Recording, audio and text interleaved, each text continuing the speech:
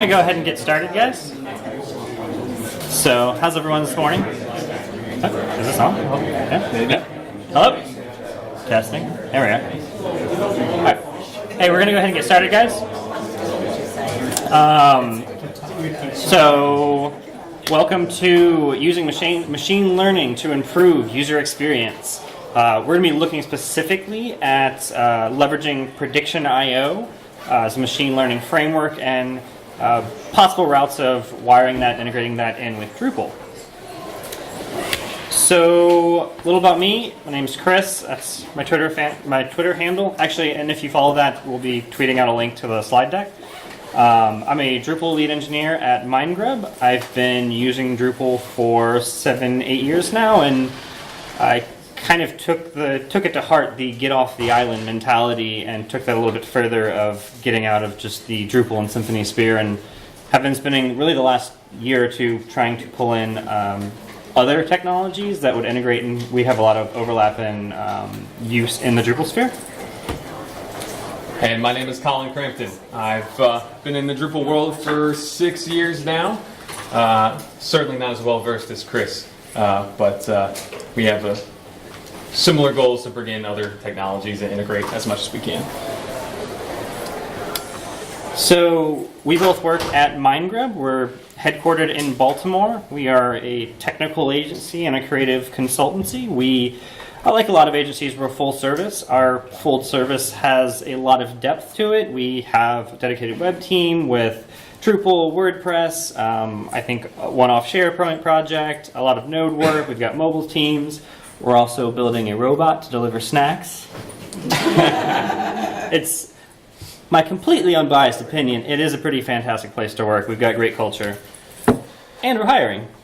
So, if interested. So when looking at machine learning, I think it's fascinating to kind of look at the journey we took to get here today and where the landscape looks today. So this really is reflective of my exposure as an outsider, just as a tech enthusiast a while ago, of my exposure to machine learning. And that started in 1997 when I read that computers are now smarter than humans, and our best human cannot best the IBM computer at chess any longer. It was very exciting times. I think there were a lot of apocalyptic articles written about it, but it was exciting. Like, it's the new age. It's finally, we're entering the Star Trek revolution of computing. At least that's what a much younger Chris thought at the time. I think it really matured quietly on its own for a while. We fast forward to 2011. IBM's in the news again with sticking Watson on Jeopardy, which was huge. Now, not only can we not beat the computer at chess, but it's also better at our best trivia game.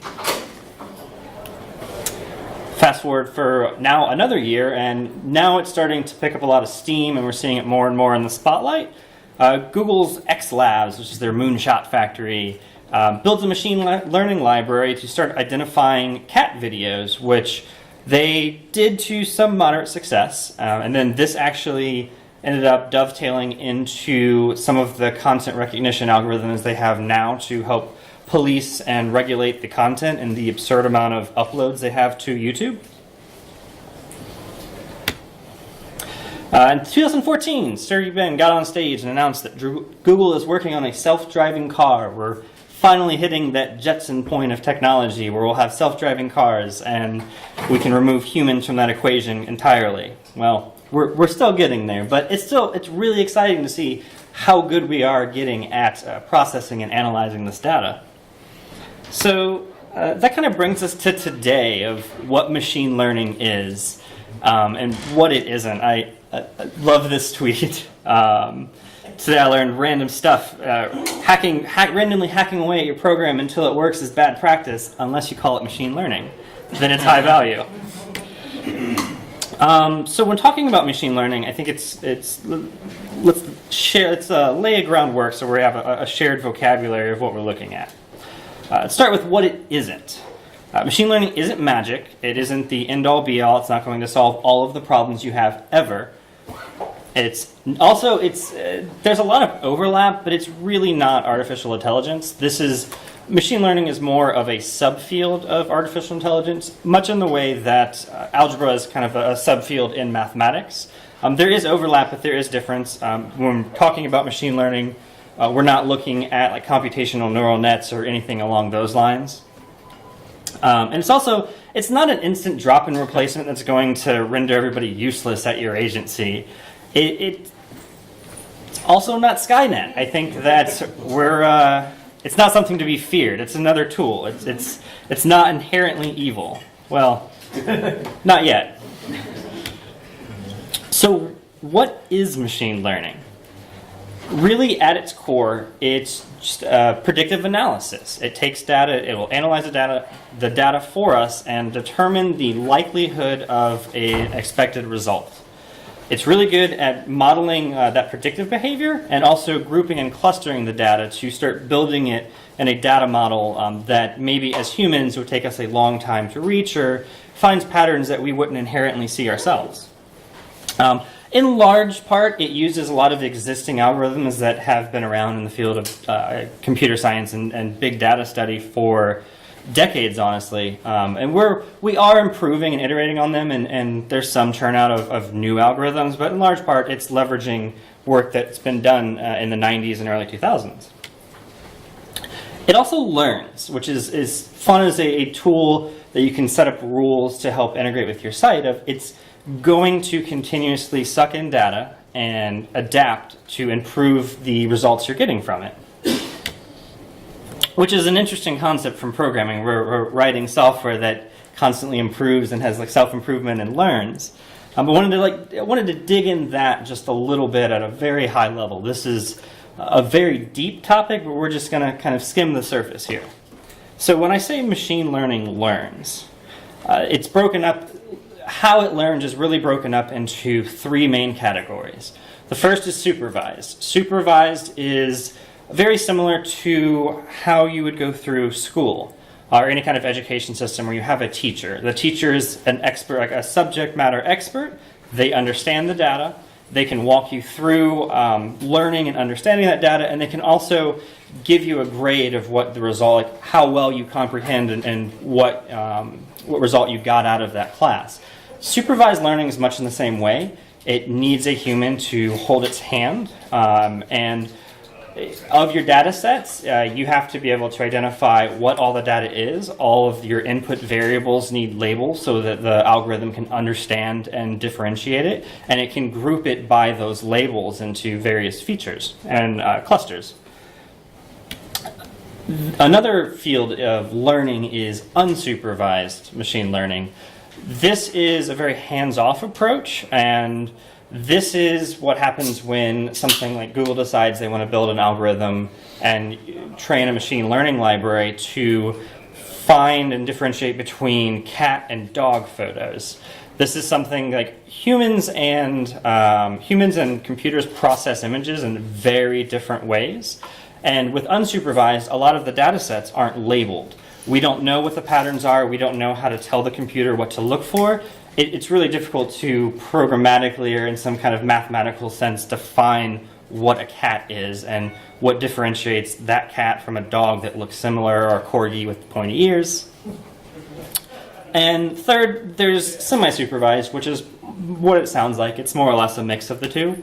In this instance, we would have some of the data would be labeled, and you would have some understanding of what it is.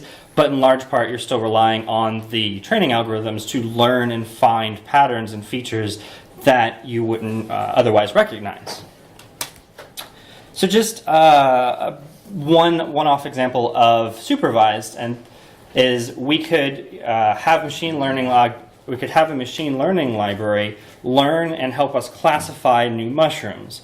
We could do that by categorizing all of the data of the mushrooms into groups, and these groupings are called features, by the way, of just identifying all the different aspects of it so it can look for trends and give us with some degree of confidence whether or not this mushroom, based on all of the characteristics of other discovered mushroom species, are poisonous or not. So we could then get back with some degree of confidence whether it's likely to be poisonous or not, just from using a computational analysis.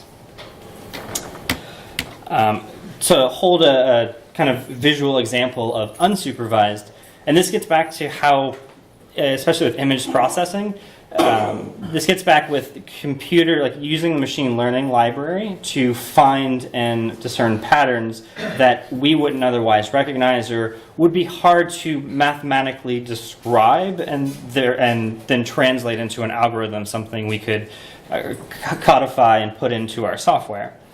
So unsupervised will find these patterns for you and help classify and cluster your data into more usable chunks and segments.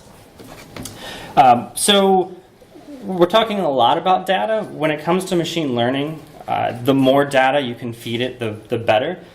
With any kind of analysis or analytics, the more data, the better. Especially unsupervised takes an unprecedentedly large amount of data to have any kind of reasonable success. I think if you were going to train a model to learn the difference between identifying cats and dogs in photos, you would need something on the order of millions and millions of photos to get any degree of confidence so it could start finding patterns and learning when those patterns were successful and when they weren't. So the more data you can feed it, the better off your results will be.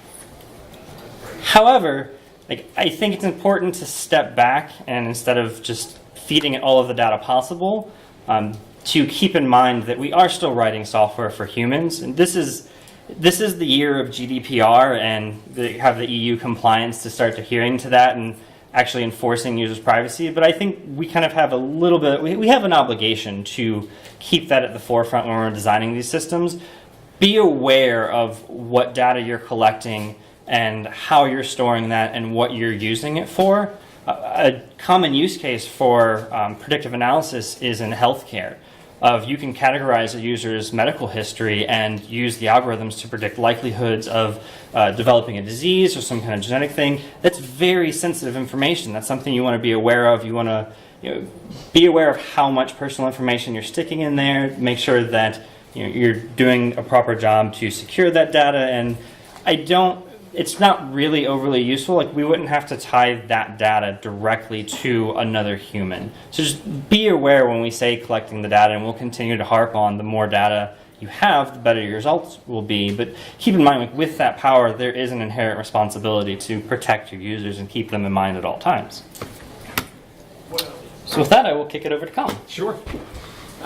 Today, we're going to look at something a little friendlier than Skynet. A piece of software called PREDICTIONIO, or as my girlfriend called it this morning when she saw the slide, PREDICTIONIO.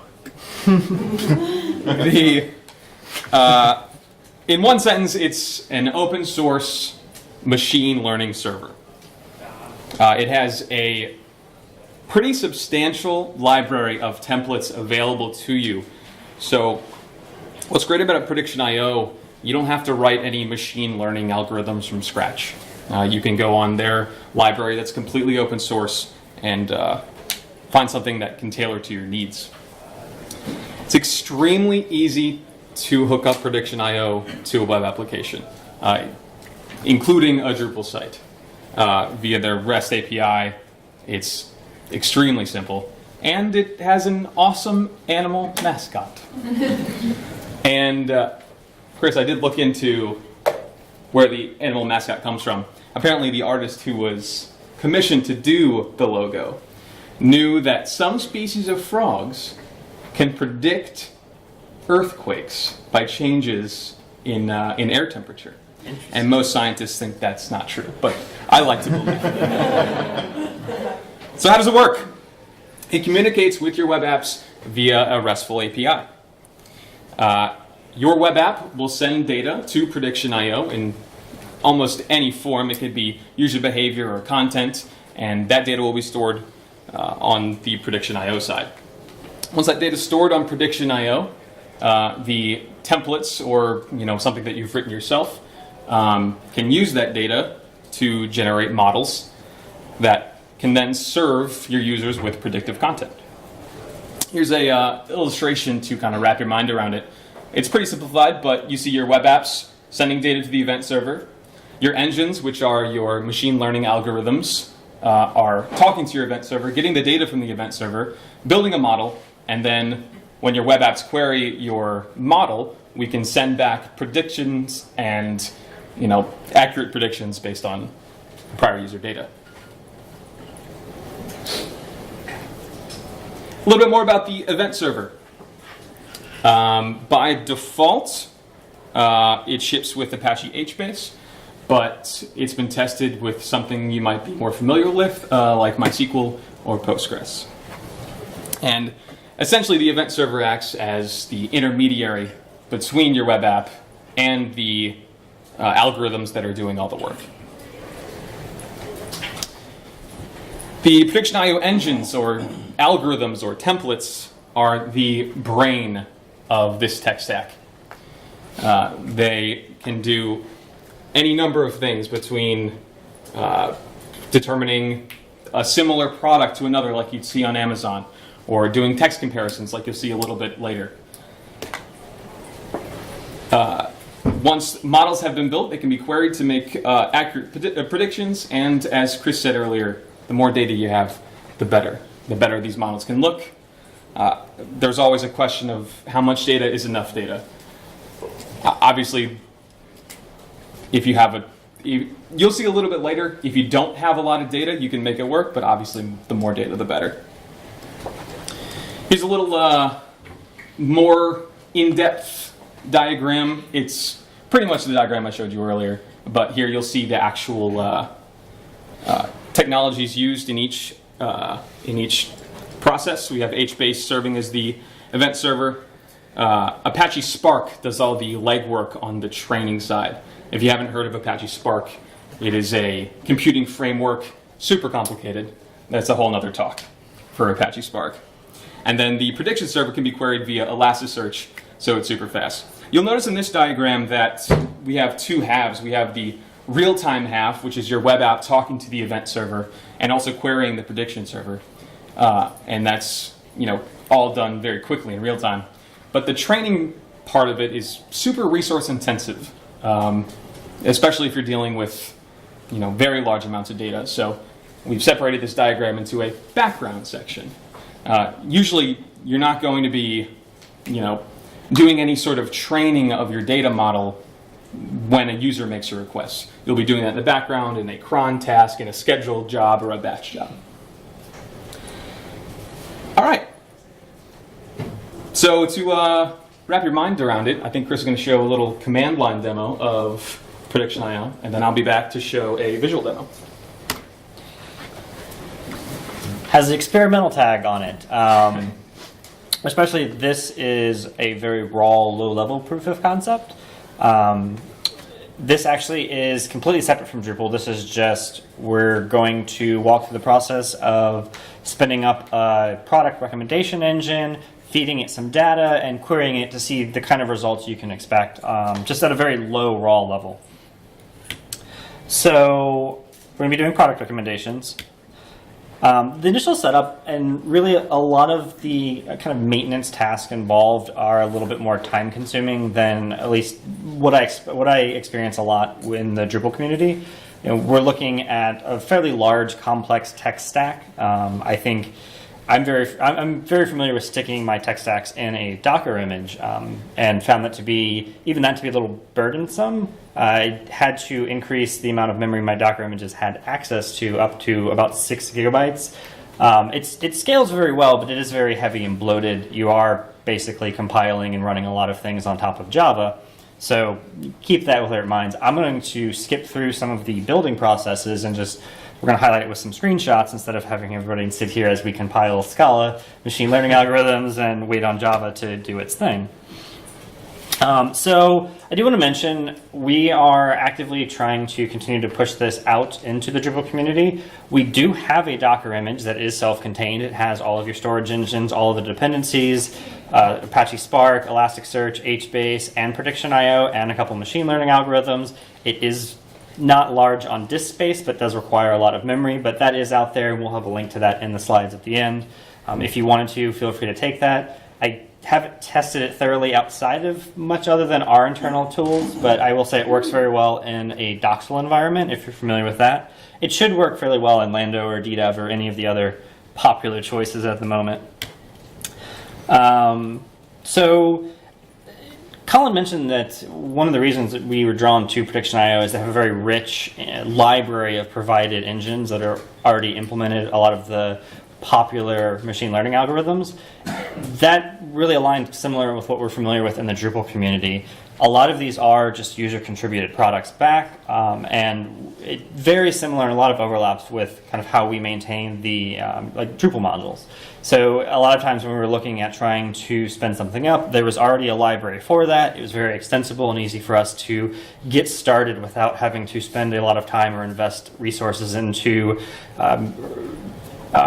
building something out in Scala or Ruby or Python, which was very approachable.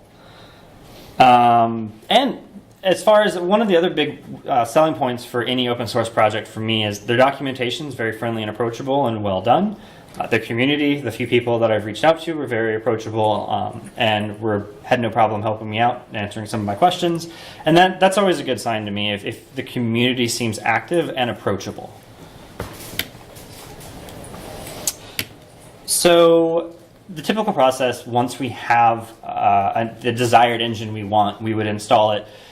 Think of this more very similar to installing a Drupal module, although there's some more steps of just enabling and disabling it. With these machine learning algorithms, as we're feeding them data, they're constantly learning. So first, right off the bat, we have to build them. Most of these come in some compiled language. There is a PHP SDK that you can build these in. No one has done it, and it seems to have largely just been a nice to have 7 years ago. So proceed with caution if that's the route you take, but most of them come as Scala or Java. Scala is pretty popular in the machine learning world. So first you have to build it, which brings in all the dependencies, compiles everything.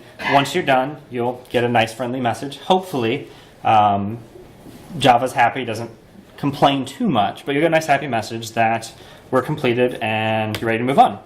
So that's a one-time step. It pulls in the dependencies, compiles your code. PyOTrain is something you need to do incrementally, and that really depends on your use case. Once you train it, it takes all of the data from the event server that you've piped to it, real-time or batch, but it takes that, training it will build out the models that you've defined for it to make predictive queries against. Depending on what it is, you can update that. You can update that weekly or on some cron schedule, but it is a little intensive a process. It has to go through and pull all the data out of the event server and then rebuild all these data models, which is a little time-intensive process. Once it is done, though, you'll, again, assuming Java doesn't complain too much, you get a friendly little message that training is complete, your model has been updated, and we're ready to start making active queries against it. I think we found, it depends on your data set and your use case. I don't imagine once you reach the breaking point with something like product prediction or even natural language processing, you would have to update this frequently, but it is something you do want it to continuously learn and improve to reach those better and better results as your web app continues its lifespan. So we're going to run through a brief demo. First, once you do get it successfully spun up, you get a, nope, not that. Interesting. There we go. You get a nice little web dashboard page, which is a friendly little readout of what we have going on. With the PREDICTIONIO server, you can run this on like a very beefy cloud instance or bare bones. You can run multiple apps concurrently. Your apps are really isolated to PREDICTIONIO. You could have that could have a one-to-one relationship with your web properties. That you could have multiple web properties and mobile app and anything else tying in to the same app instance on PREDICTIONIO. But more or less, this is just some feed out of what we've done, what algorithm we're looking at, and some basic analytic information about how it's being utilized. So to do this, to train, we were talking, again, we're looking very bare bones. We're talking everything has a REST API here. So we're going to, in this case, we're training a product recommendation. It's really as simple as this. And these obviously aren't Drupal IDs, but we can think of them as, I just tagged them so it's easier to identify them as we're looking at it between user 1 and item 2. But anytime there's an event that happens on your site, and this could happen asynchronously, again, you could batch these together on your site or app and push these up in on a bunch. But anytime an event happens that you're wanting to track as a metric of data, you just post this to the event server, and it'll process it, store it, and make it available for the next training session. So what that looks like, if I send it, I mean, it's all the event server will do is it'll give us back the 201 that it accepted the event, there were no errors, and it successfully created a new event that's now in this case it's HBase. But like Colin mentioned, you can switch that out for MySQL, Postgres, even local file system. That decision largely also depends on your use case. HBase is extremely scalable, but very bloaty for doing some local development or playing around with. But so we've posted our event, and we have said that user 1 has purchased item 2. I have pre-trained this before we came here with a lot of purchases for our small, I think there's 10 users in this. But once we have enough data, our event server, and you can query the event server directly if you want to get an idea of what it has stored or you want to interact with that somehow in your web app. You can just hit the event server. In this case, I'm asking it for just a dump of all of the events it has. And if I can scroll down, you can see here, it's just, so the few things I'm looking at are kind of high value events that user would be partaking in. That's both a buy, a rate, if we have like the 5-star module enabled, someone's rated the product favorably, or possibly not, depending on, we can add properties to that. But there's also a view. So those are the 3 metrics we're tracking through the user's journey through our site over time, is what you've bought, what you've rated, and what you're viewing. And we take that and we can train our model with that, and the model will learn from more data we get, but we can also tweak how much we weight each one of those properties to get the best result we're looking for. So when it came time to load that Amazon product page, and you're looking at whatever product you're shopping for at the time, maybe yet another MacBook adapter, can't have enough. You would just all you do on the Drupal side you would query your machine learning app that's running, your machine learning engine. You would say, hey, user 2 is currently looking at item, or user 2 is looking at an item, and we think there's a chance for upsell, or whatever your use case would be. Give me the 4 highest rated items back that we can get for him based on the computational analysis. So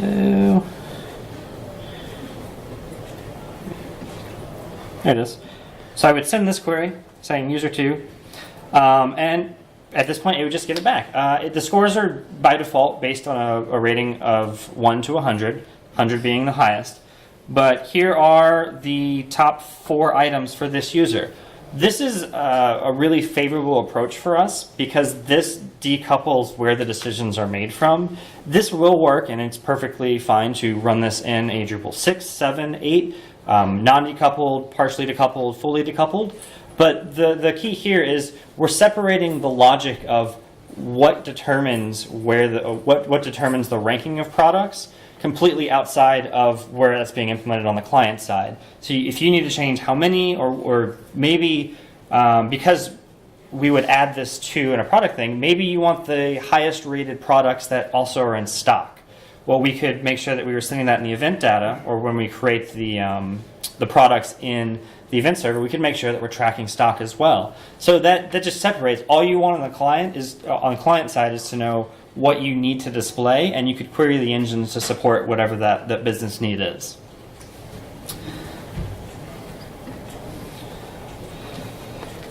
Nope, that worked.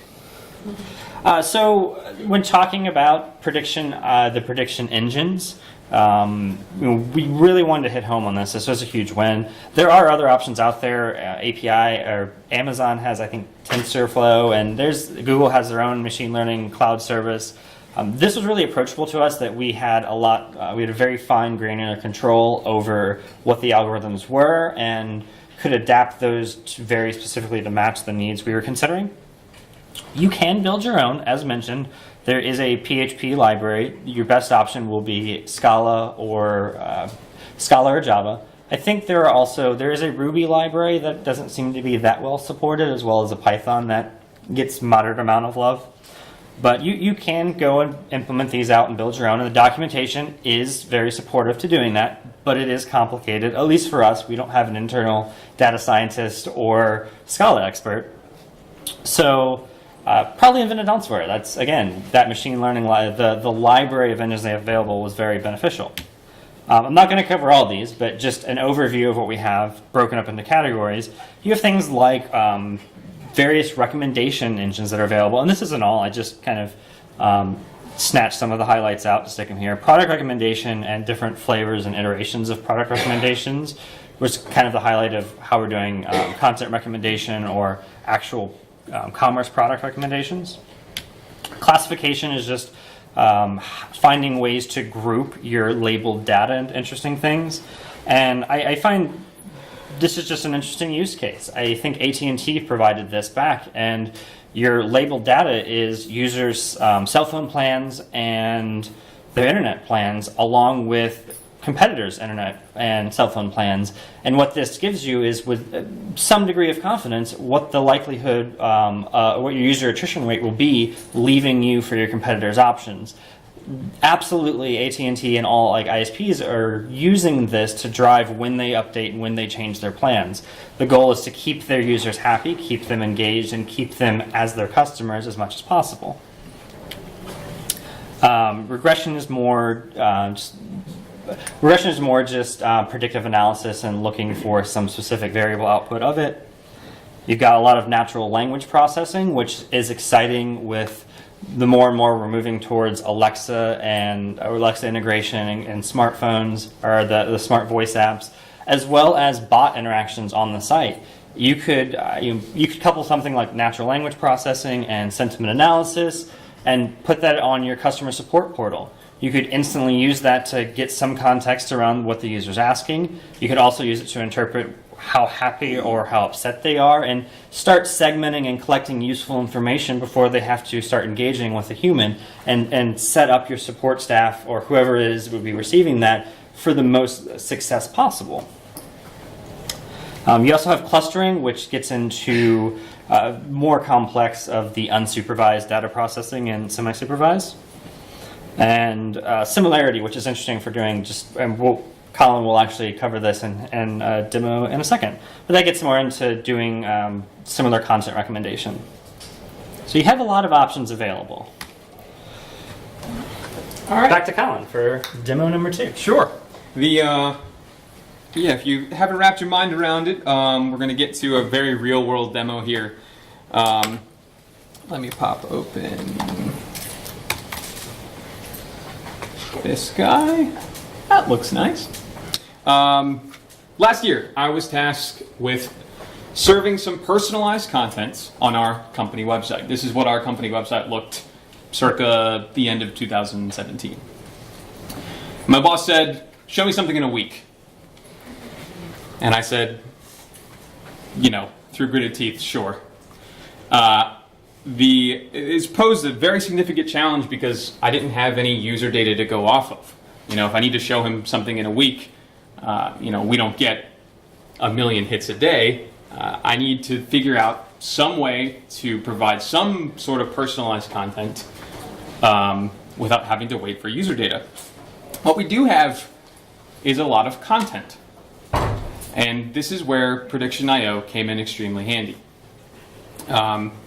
Instead of giving PredictionIO event data in the form of user behavior, we piped in MindGrub's content. At that point, PredictionIO could build a model, and based on a user's behavior on the website, compare his behavior on the website to our content to make fairly accurate predictions on articles and things that are similar to what a user's already read. So let's pretend we're an anonymous user on mindgrub.com visiting this site for the first time. We'll see the hero banners here. We have a nice looking one for Light City. If you've never been to Light City in Baltimore, it's a great event. We died. We're good. We have a website we did for the University of Maryland Center for Environmental Science, and we have a hero banner for graphic audio, which is a mobile app we launched with audiobooks. So let's say I'm an anonymous user and I find the news section and I'm browsing the news section. Keep in mind the news articles here are sorted by date. We'll get back to that. But let's say I see this great little graphic audio article. So I'm an anonymous user. I'm reading the article and I pop back. And it doesn't work because it's a demo. Do we have another session up of Microbidoxal? No.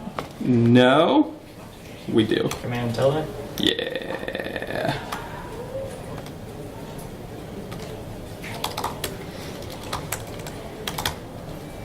Oh boy.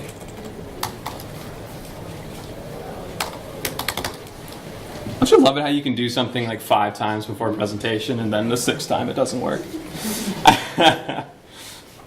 Okay, let's try this one more time. So we'll visit our graphic audio article. Man, I'm getting session stuff. I'm gonna open up a new Firefox window. Alright. Actually, I'm gonna do a Chrome window. Is that cool? Command space Chrome. Gotcha. Yeah.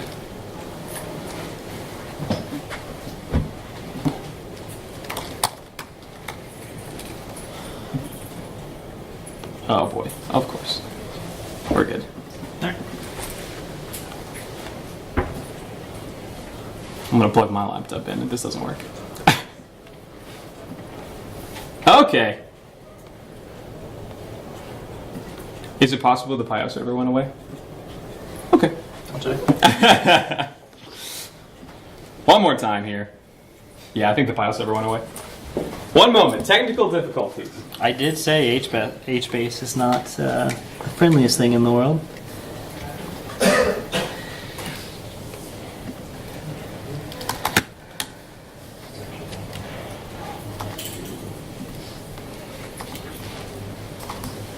We're going to plug my laptop in. Worst case scenario, we won't waste too much of your time.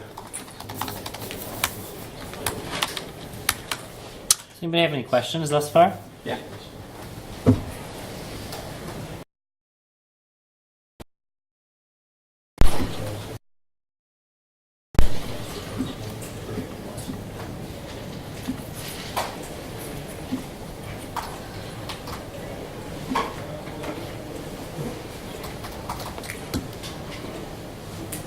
Yes, sir.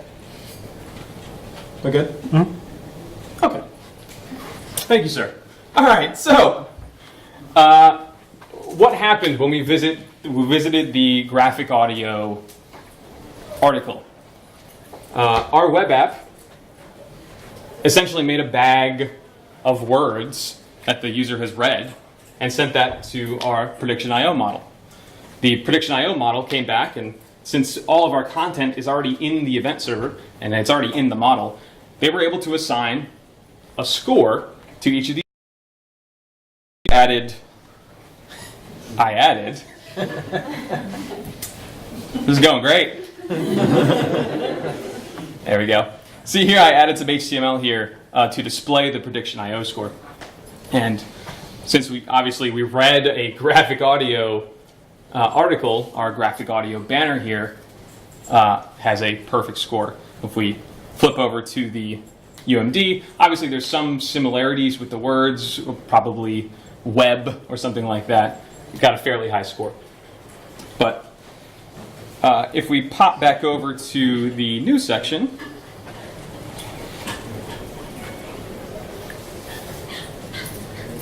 we'll see that they're no longer sorted in date order. We've sorted all of our news here based on what the user has already read. So you'll see we have an article about a Royal Farms mobile app the graphic audio we just read, a demonstration that we have, a partnership with a brewery where we did a mobile app. So as you can see, with just one page visit, PredictionIO is already making some pretty accurate predictions on what is similar to what's already been viewed. And I think the most important thing we can get out of a demo like this is this was less than a week turnaround. Like something like this was used from a stock Drupal 7 installation, which was mygroup.com, and a prediction algorithm that was straight up out of the box. The text similarity engine that Chris went over a little bit ago. As an onlooker, this looks like amazing prediction, but it's just PredictionIO doing its thing. And other than setting up the servers themselves, there was very little code that I had to write to get this in action.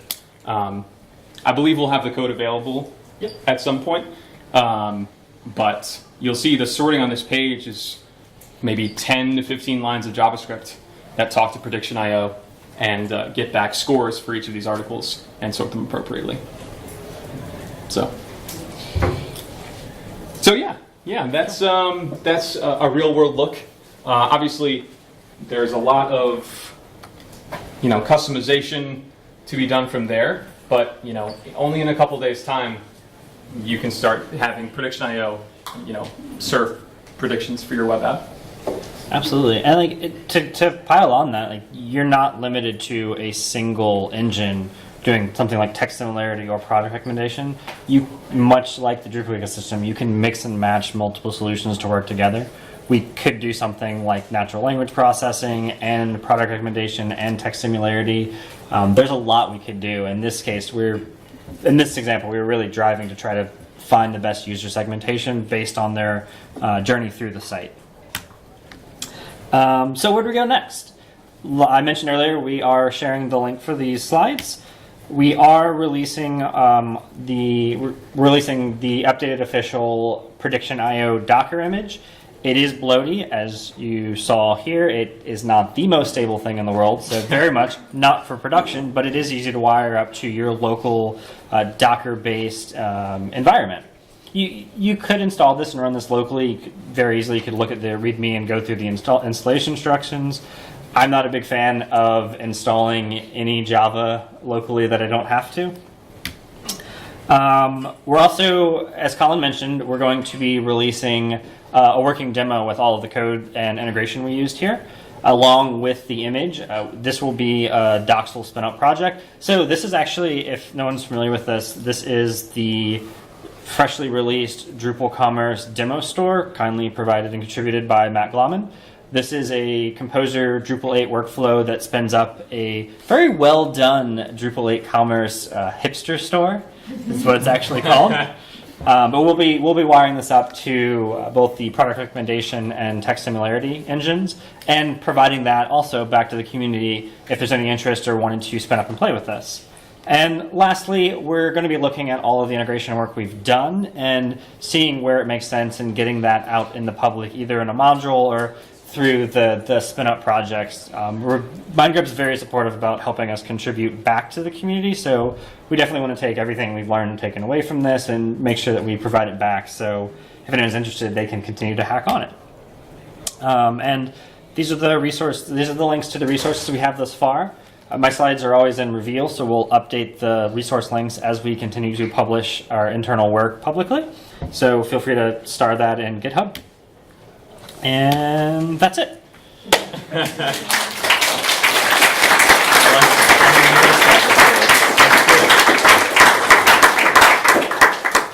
So does anyone have any questions? Yes? Do you tag the content so you can predict based on the tagging, or a different algorithm you use? So we can. In this example, we only did text similarity, where it's using an algorithm to determine how similar they are to each other. I should repeat it. The question was, are we tagging content for the predictive analysis? And the answer is no. It's mostly just algorithmic based. I didn't mention it here, but there's also several contributed engines that will try to group and classify your content and find similarities and generate tags for you, like algorithmically. I think that's actually what Wikipedia does to help tag and classify their content. So how do you put content into the prediction.io? Is it done on the training step or? So when the question is how do we get the data to prediction.io, there's two options. There's the REST interface. You could push all that over via REST, or you could export that out of Drupal and import that as a batch process. I think in this case we took a dump of all of the content we had on our website, converted that to a JSON feed, and imported that directly into the engines. I think that's a common practice, is batch importing kind of your initial data. Okay, so you can like do it like every day or like every week. Right, and for almost every use case you're going to look at for common algorithms, there's going to be a good working data source that's publicly available. For example, if you're doing sentiment analysis, Twitter has a publicly available library of millions and millions of tweets that they've run sentiment analysis on and the results. Thanks. Yes? So in that demo that you showed, do you use Drupal to help with the content strategy? That it was very much content strategy driven. The goal, for the large part, since that's kind of almost the split down our organization, is web and mobile services. Not entirely, but largely. We were driving that to help segment the users and then crafting a better user experience for them that matched their segmentation. How did you like export the data? Because in the demo you showed that little TLS snippet. Like, is there a way to like export it and So you could see what the scoring was? yeah, let's just say you want to take that result back and show it to your clients and say, oh, you should this XYZ.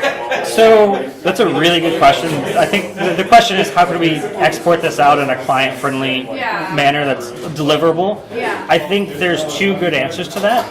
One, and this is what we get back from our example, is this kind of raw data we process.